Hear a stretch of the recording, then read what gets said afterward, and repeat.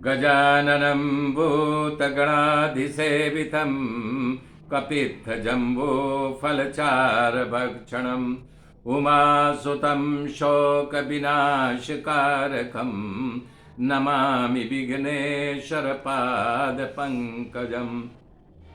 गुरुर्ब्रह्मा गुरुर्विष्णु गुरुदेव महेश्वर गुरु साक्षात् परब्रह्म तस्मै श्री गुरुवे नमः।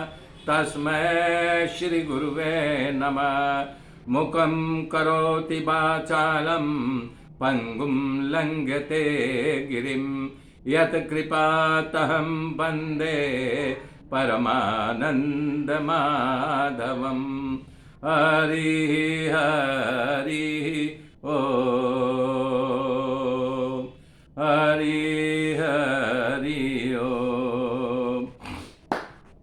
नारायण नारायण नारायण ओम नारायण नारायण नारायण ओम नारायण नारायण नारायण ओम नारायण नारायण नारायण ओम। श्रीमन्नारायण श्रीमन्नारायण नारायण नारायण ओम नारायण नारायण नारायण ओम नारायण नारायण नारायण ओम नारायण नारायण नारायण ओम।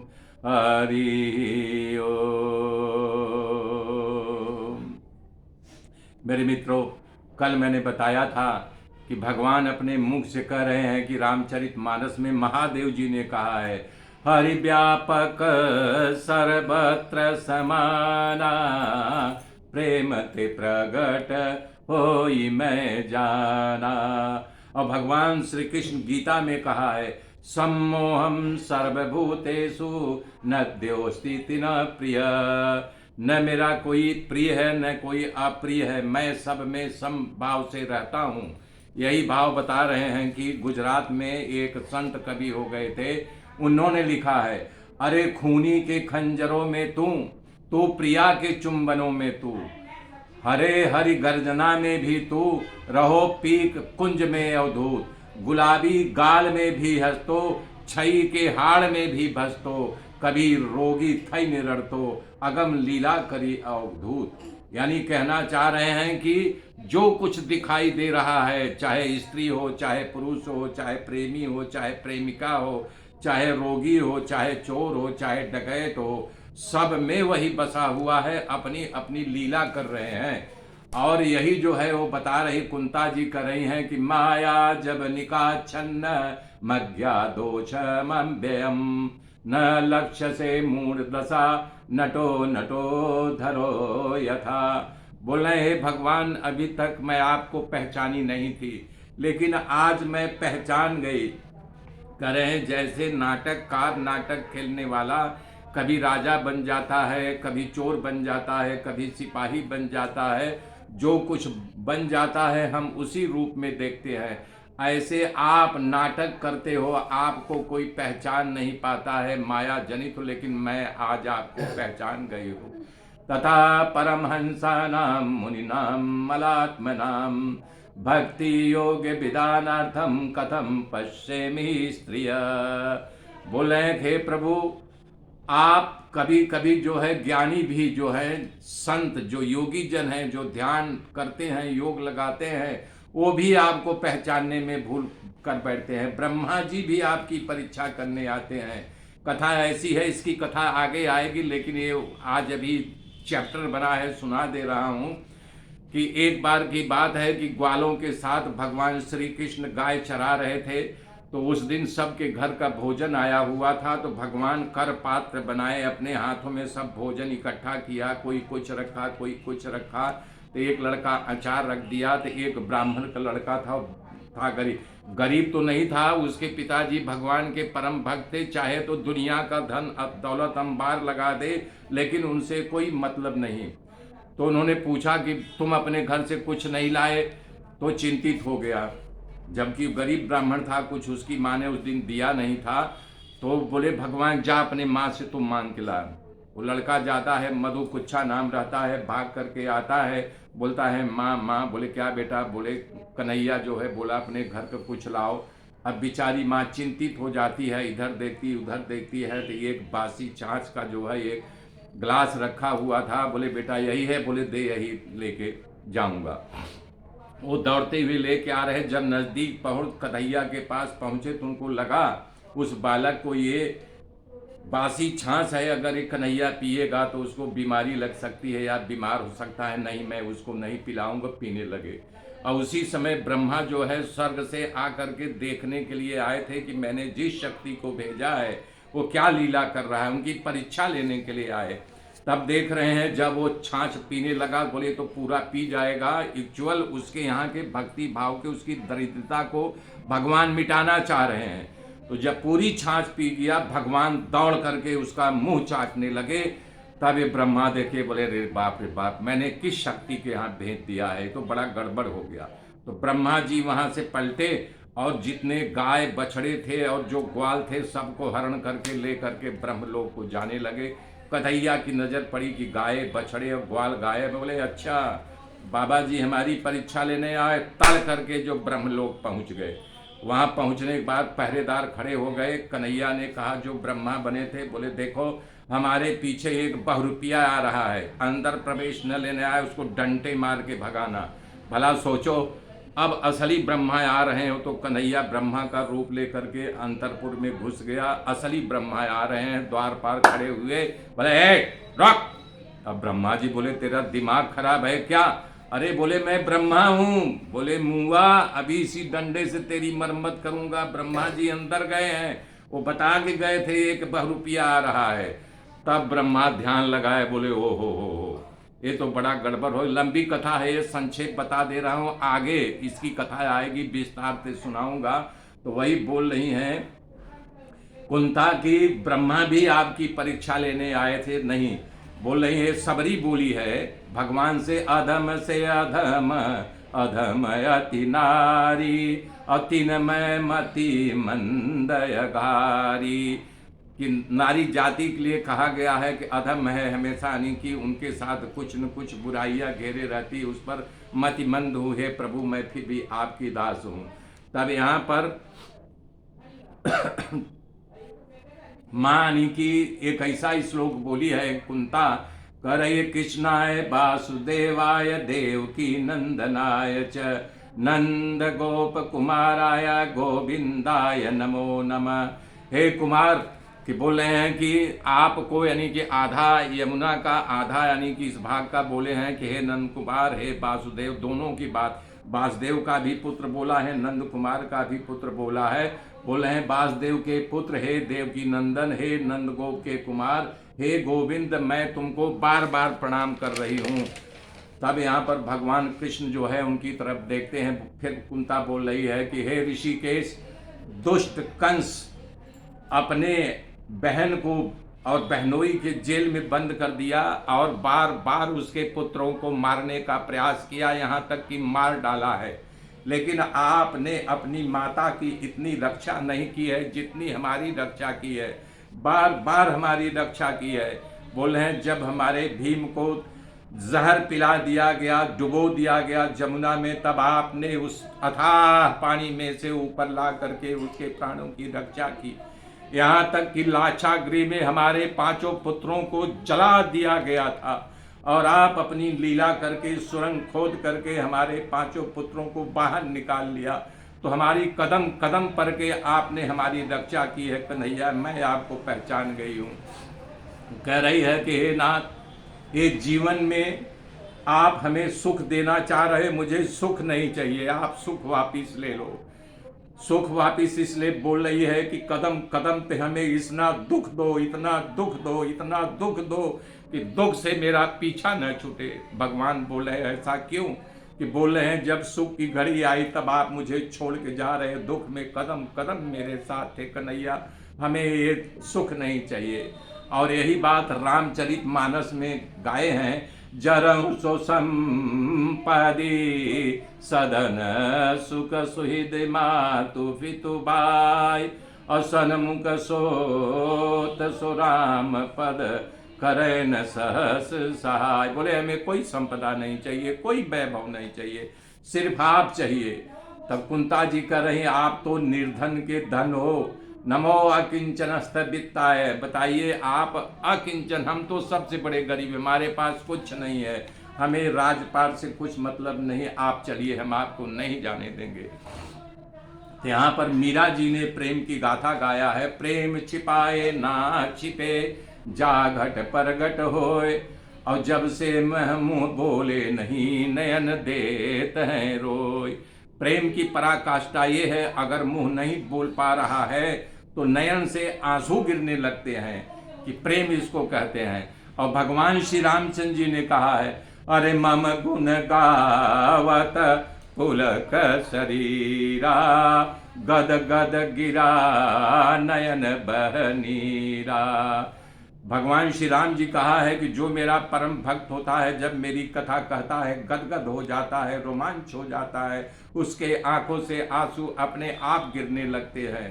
तो वही कह रहे हैं कि ये जो आप लीला कर रहे हो, आप अपने ही घर में चोरी कर रहे थे प्रभु, तो आपकी माता ने आपको डंडे दिखा करके भयभीत करना चाहा, लेकिन बताइए आप एक भृगुटी जरा सा आंख टेढ़ी कर दे तो पूरा संसार भयभीत हो जाता है, कांपने लगते हैं लोग, धरती हिलने लगती है। तो माता जब डंडा उठाई तो आप भयभीत हो गए हैं। तो बरे अपरे वसुदेवस्य देवक्याम्यंचितो भयागत।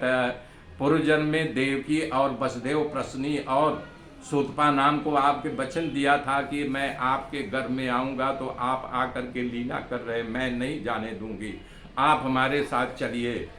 तब बता रहे हैं कि वो कि उन्हें वापस आते हैं, तब वहाँ पर बताते हैं कि ठीक है चलो, मैं नहीं जाऊँगा फोईबा, हम आपके साथ चल रहे हैं। जब आ गए यहाँ पे, फिर सब देख रहे हैं पांडव दौड़ करके माला फूल ला करके कन्हैया का, कृष्ण का स्वागत कर रहे हैं। आज की युग में अगर कोई मेहमान आया है 2-4 दिन रह ले, तो जब वापिस जाए, दैया संजोग बस छूट जाए और फिर वापिस आए, बोले अरे मेरी तो बस छूट गई, तो बोलो सोचने, आप अपने दिल से सोचिए आपकी दशा क्या होती है, आप क्या विचारते हो। अरे यार 4 दिन तक हम लोगों को परेशान किया, फिर आ गया, लेकिन कन्हैया तुरंत गया है, तुरंत वापिस आ रहा है, और पूरा जब तक युद्ध होता रहा तब तक यहाँ था, कुछ नहीं बोला। तो लोग स्वागत करते हैं, तो अर्जुन बोलते हैं हमारे लिए आई, द्रौपदी बोलती है हमारे भैया हमारे लिए आई, सुभद्रा उनकी सगी बहन थी, बोले हाँ चलो तुम मुँह बोली बहन हो, मैं इनकी सगी बहन हूँ, हमारे लिए आए हैं। तब कन्हैया बोलते हैं भैया देख, मैं किसी के लिए नहीं, बोले झगड़ा हो जाएगा भी, सब में बहुमत हो जाएगा, मैं तो सबका हूँ, सबके लिए हूँ, सबका हितैषी हूँ, सबको चाहने वाला हूँ, सबका रक्षण करने वाला हूँ। तो बोलते हैं कि मैं सबके लिए आया हूँ, किसी के लिए नहीं आया हूँ, मैं आया हूँ तो भीष्म पितामह के लिए, चलिए हमारे साथ। भीष्म पितामह जी इसी मृत्यु शैया पर पड़े हुए हैं, हम उनको देखने के लिए आए हैं। अब वहाँ जब पहुँच रहे हैं तो साधारण आदमी के लिए साधारण आदमी ही पहुँचता है। अब भीष्म पितामह जैसे संत दुनिया में दुर्लभ है, उनके जैसा ज्ञानी, उनके जैसा ब्रह्मचारी दुनिया में दुर्लभ। वहाँ देख रहे हैं पर्वत जी, नारद जी, धौम महाराज, भगवान वेदव्यास, बृहस, भरद्वाज मुनि शिष्यों के साथ परशुराम जी, वशिष्ठ जी, इंद्र, प्रमद ऋषि, तीर्थक महाराज, असित, कच्छीवान, गौतम ऋषि, अत्रि महाराज, विश्वामित्र, सुदर्शन जी आदि सब वहाँ पर आकर के हाथ जोड़ करके खड़े हैं। जब वहाँ पहुँचते हैं भैया, तो सब जो है खड़े हैं, संसारियों के लिए बताया, संसारी आता है, राजा महाराजा के लिए बड़े बड़े लोग आते हैं, लेकिन ये संत हैं, महापराकाष्ठा संत हैं, तो उनके लिए सब इतने आके खड़े हुए हैं।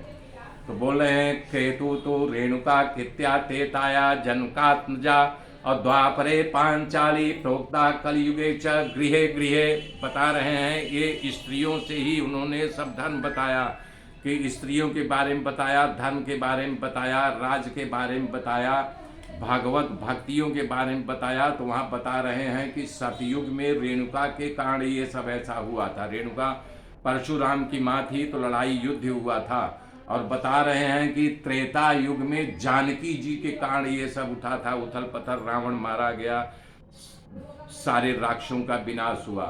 और इस युग में जो है, द्वापर युग में कृष्ण पांचाली द्रौपदी के द्वारा ये सब गृह युद्ध हुआ था। तो वही बता रहे हैं। तब भीष्म पितामह जी लेटे हुए बाणसैया पर कर रहे हैं, गंगा जी का तट हो, यमुना का किनारा हो, मेरा सांवरा मेरे निकट हो, तब एक प्राण तन से निकले। तब सबको जब धर्म के बारे में बताने लगे तो कृष्ण भगवान और द्रौपदी वहाँ खड़ी थी तो हंस दिए, और भीष्म पितामह की भी दृष्टि उनके पास गई तो भी मुस्करा दिए। तो पूछ रहे हैं भीष्म पितामह की, हे कन्हैया, मैं भी पहचान गया हूँ तुझे, तू चाहे जितना नाटक कर ले, तेरा नाटक हमारे सामने कोई हमें कर नहीं सकता। मैं पहचानता हूँ कि तू जो अर्जुन का रथ हाँक रहा है उसका सारथी बना हुआ है, उसका भाई बना हुआ है, इसका दोषी बना हुआ है, और दुर्योधन के विपरीत तेरी बुद्धि तू नहीं, उसकी बुद्धि तेरे विपरीत थी, मैं पहचानता हूँ कन्हैया। तब बोलते हैं कि अच्छा दादा ये बताइए, इतना सब होते हुए उस समय आपका ज्ञान कहाँ गया था? जब द्रौपदी का चीड़ हो रहा था तो उनका सर नीचे हो गया था, आप बोले कुछ नहीं। तब उन्होंने कहा कि हे कृष्ण, हे द्रौपदी मेरी पुत्र बधू, उस समय मैं दुर्योधन का अन्न खा रहा था, मेरी बुद्धि भ्रष्ट हो गई थी। उनकी आंख में आंसू आ जाता है। तब वो बताते हैं कि तृष्णा रहित मेरी बुद्धि कभी भी जो किसी कामना में न लगी हो। भीष्म पितामह रोते हुए कर रहे हैं कि तृष्णा रूपी बुद्धि यदि आपके चरणों के अलावा मेरी कहीं भी लगी रही हो, हे भगवान, आप जो लीला करने आए हो उस लीला से मुझे पार उतार दो, मैं पहचान गया हूँ। हे कृष्ण, मैं वो भी जानता हूँ जब दुर्योधन एक दिन मुझे कटु वचन बोला कि दादा आप मेरे साथ नाटक कर रहे हो, आप पांडवों का पक्ष ले रहे हो, आपने प्रण किया था कि मैं इतनी सेना रोज मारूंगा, वो सब प्रण आपका कहाँ गया? तो भीष्म पितामह ने कहा, अच्छा तुम अपने पत्नी को कल भेज देना, हम उसको आशीर्वाद देंगे कि विधवा कभी नहीं होगी। ये बात कृष्ण सुन लिए, भाग करके आए पांचाली के पास, द्रौपदी के बाद। बोले अभी तैयार हो जा। बोले क्यों? बोला ये पूछने का समय नहीं है। वो तैयार हो गई और आप हाथ में बत्ती ले करके चलने लगे। जब हमारे कुटिया के पास पहुंचे तो जो पात पत्राण जूती पहनी थी, चरमर चरमर पत्तों दबा करके आवाज आने लगा। तब आप बोले जल्दी करो, इस पनही को उतार दो। उसका पनही भी आप उठा लिए। सोचिए भगवान, पनही किसी की जूता उठाए, लेकिन प्रेम के बस आप उसकी जूती को भी अपने हाथ में उठा लिया। कह रहे हैं कि जब उसको आप बार बार बोल रहे थे दादा को खाली प्रणाम करना, और बाई द अगर दादा बोल दें कि तुझको कौन साथ लेके आया तो मेरा नाम मत बताना। जब वहाँ पहुँच गई तो उनका पैर स्पर्श किया, तब उन्होंने कहा अखंड सौभाग्यवती भव। जब उन्होंने कह दिया तब बोले दादा मैं हूँ। तो आँख खोल दिए भीष्म पितामह। बोले बेटी तुम? बोले हाँ। बोले अच्छा कोई बात नहीं, तुम किसके साथ यहाँ रात को आई बेटी? तो दरवाजे की तरफ देखी। अब भगवान ने कहा था बोलना नहीं। अब कैसे धर्म संकट में कब वृद्ध आदमी घर का पूछे तो उसके सामने दरवाजा। बोला कौन, कोई खड़ा है क्या? बोले नहीं नहीं, कौन लाया? बोले नौकर लाया। बोले नौकर बुला। अब भगवान इशारा कर रहे नहीं मत बता।